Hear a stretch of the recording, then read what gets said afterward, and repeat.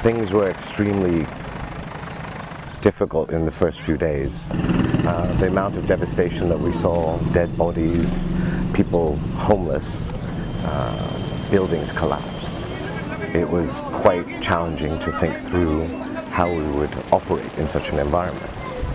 We're here at Typhoon Haiyan Airport, which is the centre of activity for relief items coming into the disaster-affected area. High-energy biscuits are being distributed as an emergency measure so that people and the children have something to eat.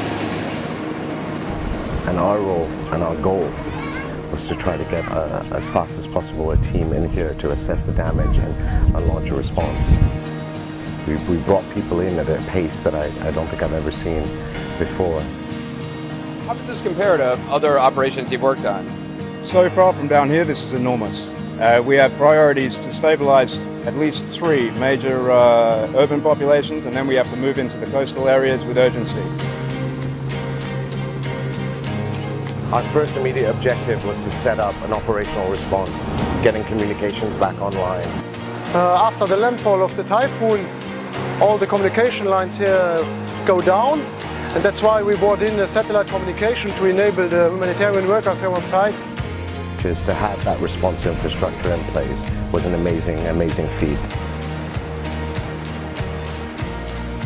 Once on ground, the initial challenges were logistical, trying to get to isolated areas and coordinating with the government, other humanitarian actors and militaries that were in place.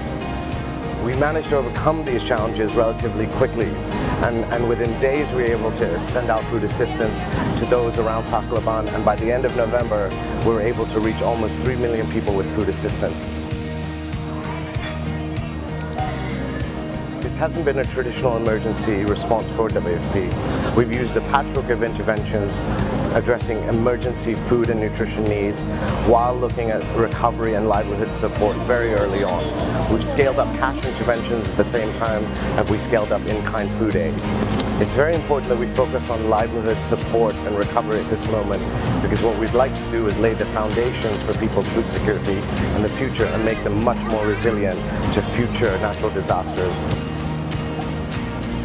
For me, it was, on the one hand, humbling to see what the effects of nature have done, but extremely proud to see how we responded as a team.